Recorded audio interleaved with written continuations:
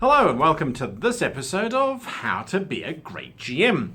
Well, in today's episode we are looking at how to build and work your subplots and your side quests and your minor missions into your master plot.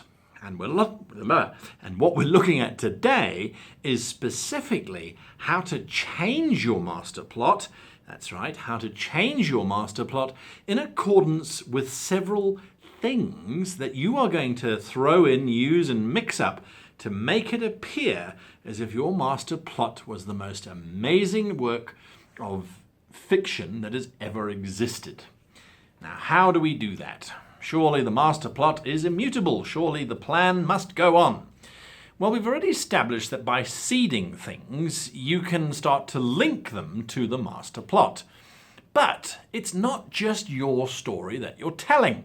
You are, of course, telling a joint story with several of the players. Some players don't engage all that much, but most players do.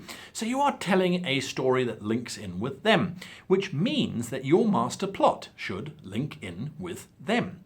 Whether they realize it or not, ultimately it makes it a lot more satisfying if the master plot is tied to their characters in various ways which at an initial glance it isn't. Because, ultimately, it wasn't. But it is now, if you follow me. So what we've got to do is we've got to look at those all-important PC backgrounds.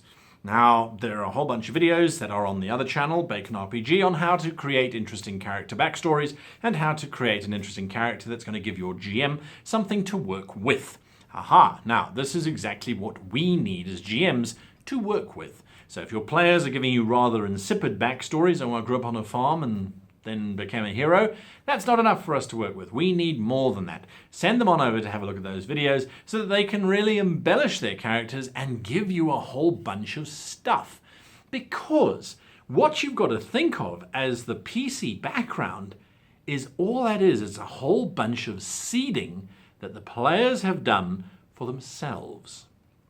All you've got to do as the GM is go in there and pick out a few of the things that they seeded, a few ambiguities where they didn't finish off their paragraph or their thought kind of trailed out, where they say, well, I fell in love with an elvish maiden, and the romance was fast and furious until her family moved away.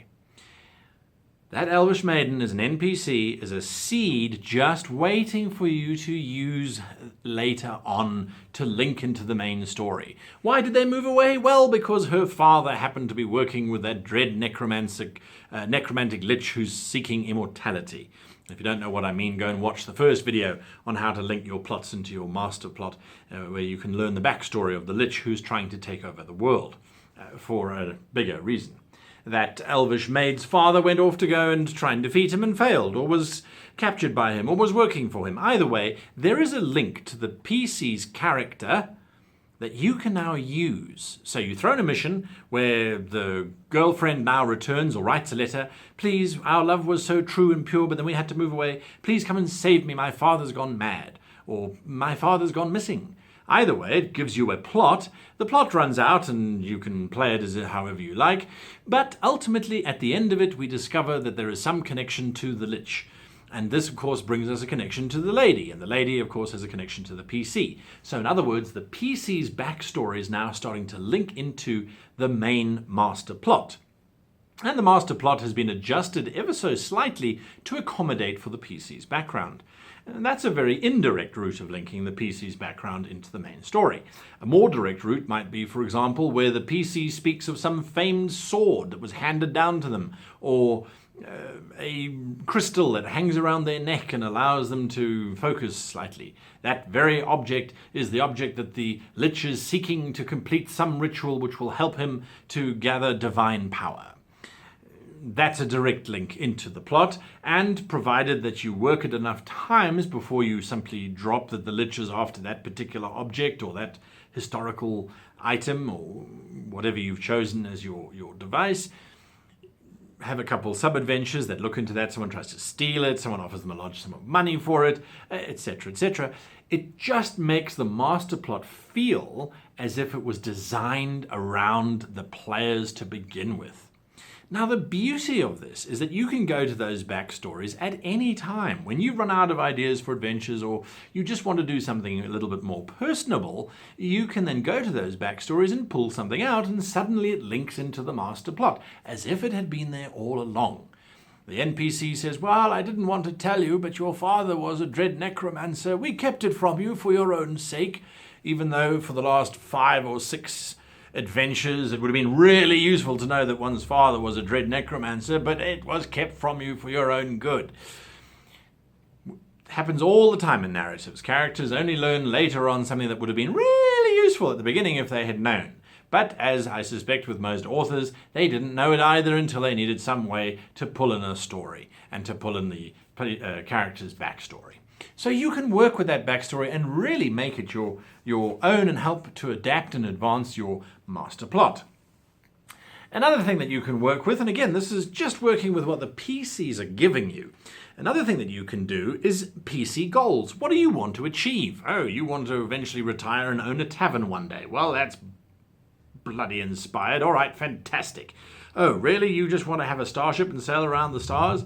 That's your life goal? Okay, well, I suppose it is, and it is what it is. I will try and link that into my master plot. So whatever their master goal is, whatever their character goal is to see the universe, you can bring that in. Maybe the master evil force, or the Lich in our case, learns that that's the goal of the paladin, is to become one with the church.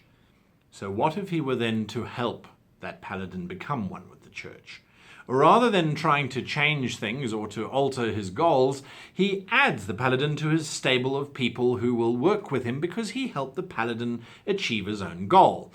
Suddenly this benefactor sponsors your entrance into a grand tournament. It's a very, very, very simple way of including the master plot into a subplot which is focused solely around the PC. So the PC thinks the story's just about them, which is fantastic, and in part it is. But longer ramifications are that the great evil force has now started to manipulate our dearly beloved PCs in his own web in order to advance the master plot. So we're using what the PCs are giving us to subtly change our master plot here and there, but also to make them feel as if the characters were part of the master plot from the very beginning, and it was all planned, all designed just to make their characters the hero of the story. And ultimately, and I don't care what anybody else says because you're wrong, the heroes of the story should be the PCs. If the heroes are anybody else, you're playing the wrong game. That's the bottom line. Really it is. The PCs should be heroes. And even if it's a grungy world where you want them to be anti-heroes, they're still heroes. They're just anti-heroes. Now, another thing that you can use, given to you by your PCs, are the PCs' choices. And this kind of links into the idea of the arch villain or the master plot helping the PCs for its own ends, but also the PC choices. PCs will make the most bizarre choices available to them. And oftentimes I'm sitting around my table going, that's your interpretation? You execute the king because he said a wrong word? Whereas the giant lich who's looming over you, you now suddenly trust because he said the right words? Well, so be it. Oftentimes the PCs will do things which on the surface to them seem maybe entertaining, or maybe it's an act of bravado, but because you've linked it into the master plot, have tremendous and terrible ramifications. So never be afraid to use the choices of the PCs in a subplot. Well, you chose that rather than choosing this. Never be afraid to use those and weave those into your master plot. It's very, very, very simple. So that's a really powerful tool that you can use to literally give them ramifications for their decisions. And if they don't like it, well, it was their choice. You had nothing to do with it. Now, of course, how did you know that they were going to make that choice? You're just a great game master.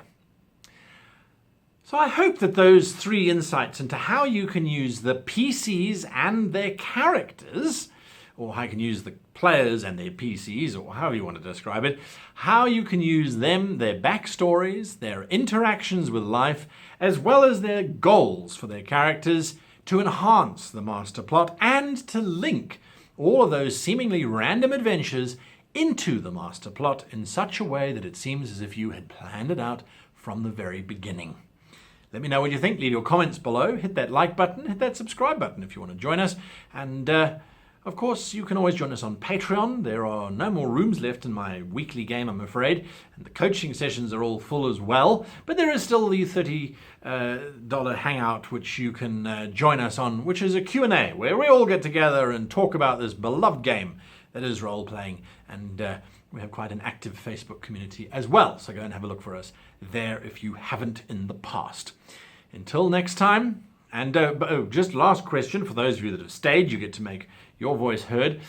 Wouldn't you leave comments below if you want me to continue this series on looking at how we can integrate and use things to make your master plot appear as if it was a seamless plan all from the beginning.